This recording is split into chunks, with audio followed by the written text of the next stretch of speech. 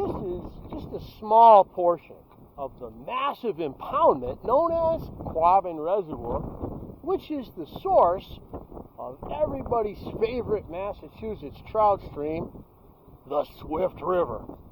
Now you'll notice that this great edifice, which swallowed portions of 7 Massachusetts towns, is very permissive.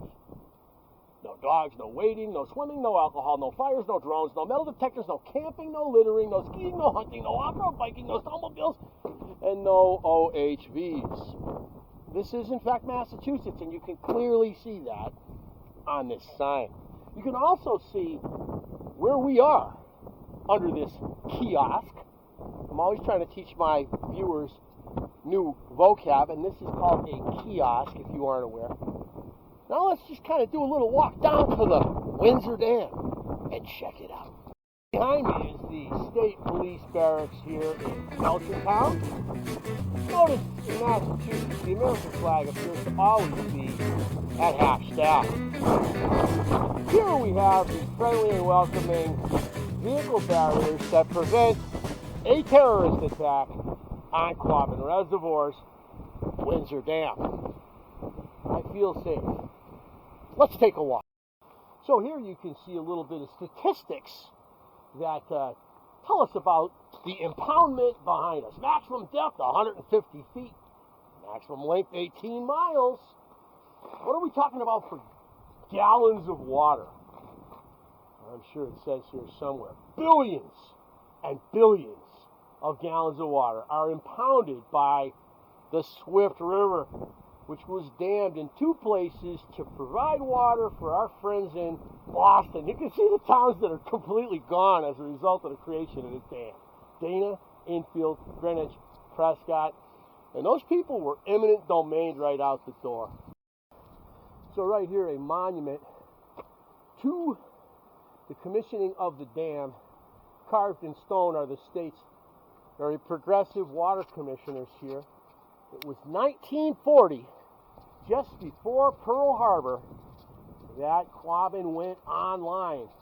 And now you can see this massive earthen dam. It goes, and of course this, for us, you know, this is the birthplace of the Swift River, right here. The Y pool is just down that path. Some of you have been down there and had great days. Pristine, beautiful water coming out. This really, at the time, this was the biggest reservoir built in the United States. I mean, it would be surpassed fairly quickly, but this was a wonder when it was begun in the 1920s. Standing on top of the Windsor Dam and looking across, you can see the Swift, which has 2 birthplaces here at the Windsor Dam. One is the spillway far to our east, and the other will be in this copse of white pines right here, and that's the actual outflow.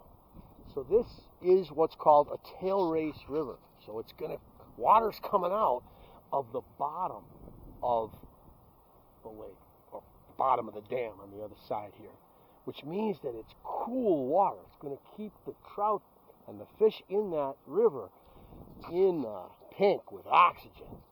That's why it's a magnet for trout fishermen. Fly guy come from all over the Northeast to hit that Y pool, which is right down there in the white pines below. Center, right next to the state police barracks, actually in the same building, that's manned on the weekends, and it's quite extensive in that it's got some really good natural history displays, some displays about the creation of the reservoir along with artifacts from the original communities, and maps that are available, etc. You can ask questions to the staff. If you go to Quabbin and you're there on a weekend, check out the Visitor Center. Images of the construction of the reservoir. My parents remember coming up here when they were building it. I'm certainly planning a few more videos on Quabbin especially with note to doing a video on the creation of the reservoir in the 20s through 1940. My parents remember being up there when they were little kids. Their fathers and mothers would bring them up because it was a huge project in western Massachusetts, watching the deconstruction of the towns that were flooded out and portions of others, the burning of massive stands of brush, the removal of the cemeteries. It's quite a major event for a lot of people in western Massachusetts, and it shouldn't be forgotten. It's really a human tragedy when you think about all the people that were forced out of their homes. John Kruger.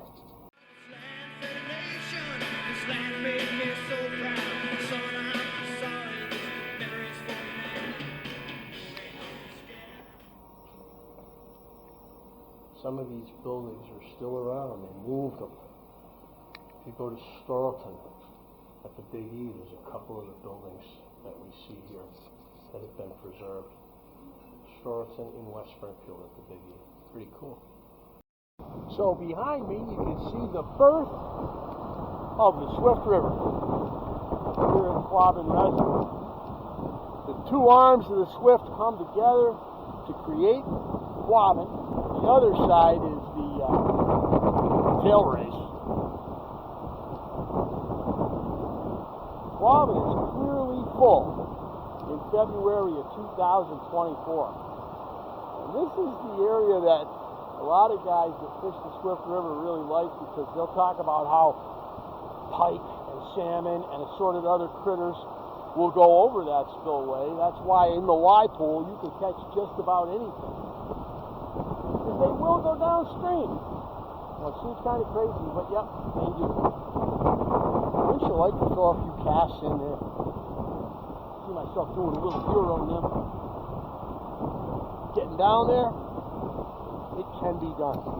We got Officer Price, concussed, walking down a steep bank there.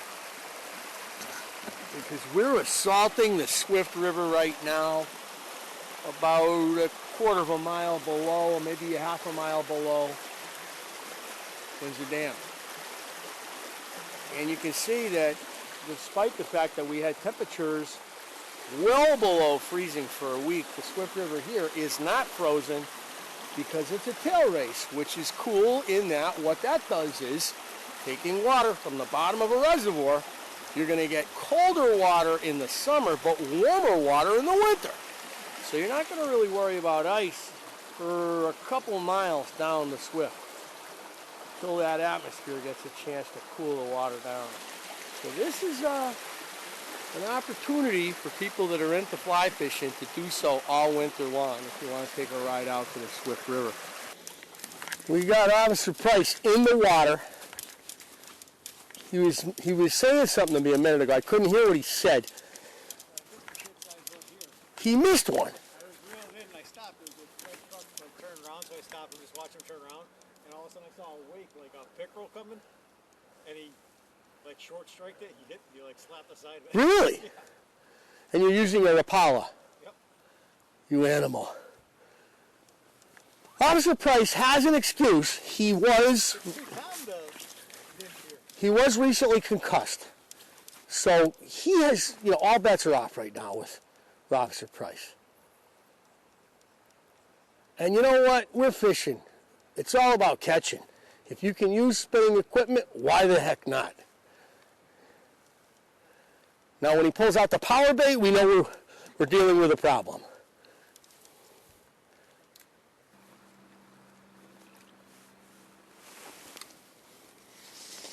So we got a dry fly and a dropper, and there's a nice trout on the other side of a log right there. And I'm trying to get this dry fly and dropper to go right over the top of him. And I probably should let it calm down. Oh, that's not a bad cast. A little too close to him.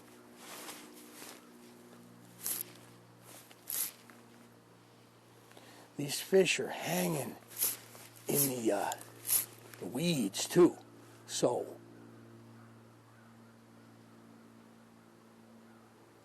there could be more. Usually there's a couple, sometimes three. Mississippi. It's our honey hole, Tom. Home of the brookies.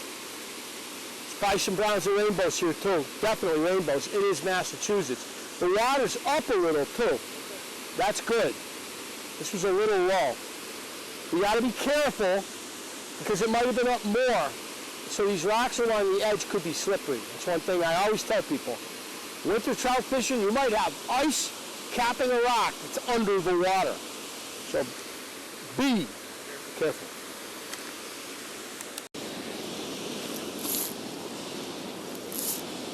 So below the dam here, we actually have some good water for you and them thing. But I'm throwing a dry fly and a dropper.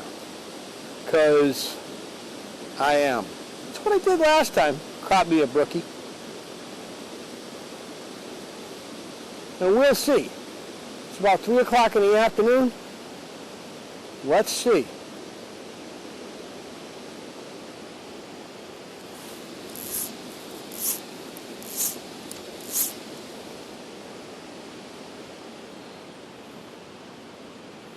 I got a big attractor dry fly stimulator. And then I've got a number 16 or 18 pheasant tail with a little bit of flash on it down below. Officer Price throwing hardware down there. He's banging them on the head down there. He's trying to concuss the fish. But he had some success last time with the same repertoire, so that's why he's doing it.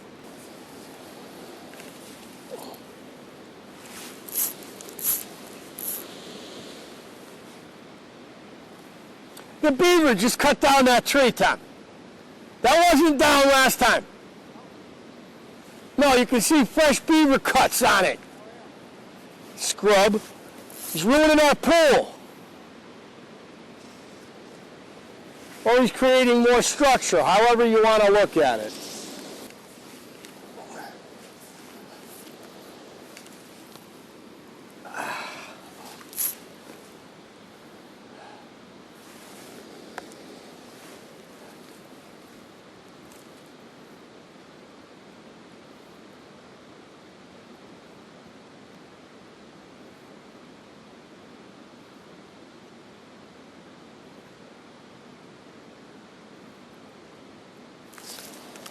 There we go. Bigger one.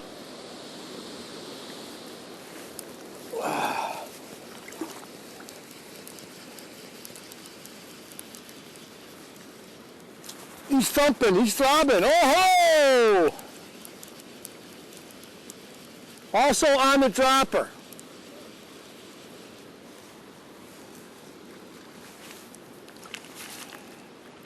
Oh, this is a brown. Yeah. Yes. We can see a nice little brown. Nothing to write home about, but he's happy. Now I'm not happy because I got to get my hand in the water. Tom, don't catch a fish. It's torture.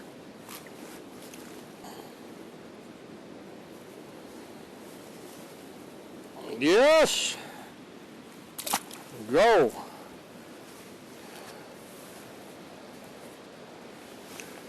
So they're turning on around the same time. The sun is going down, you know what I mean?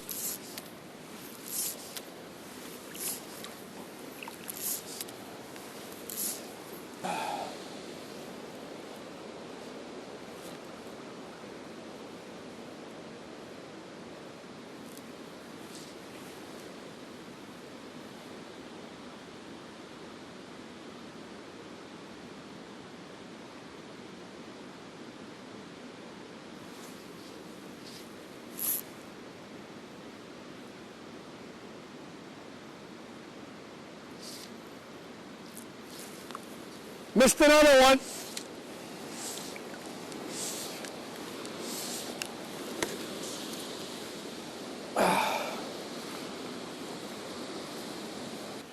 So the dry fly dropper's working.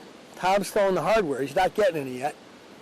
But it's almost the same time as you would expect to catch them in the summertime. You know, the sun's getting down, and the fish are starting to hit.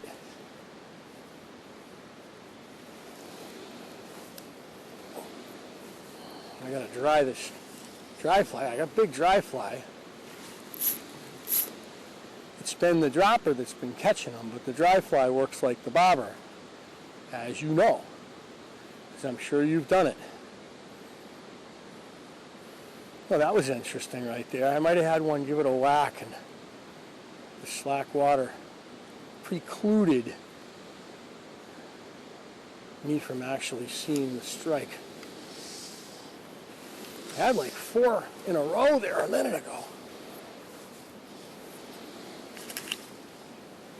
I put on a new dry fly and a new dropper. And I want to get close to that shore where it seems like the fish are.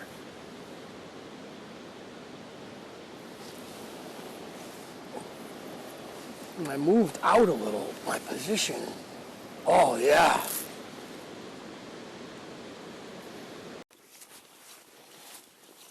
So it's the 3rd week of January. And we haven't had a lot of winter weather here in New England yet. Although we're supposed to be getting a pounding storm tonight, according to my weatherman in front of me. My own weather channel said that's true. You know, we are going to get pounded.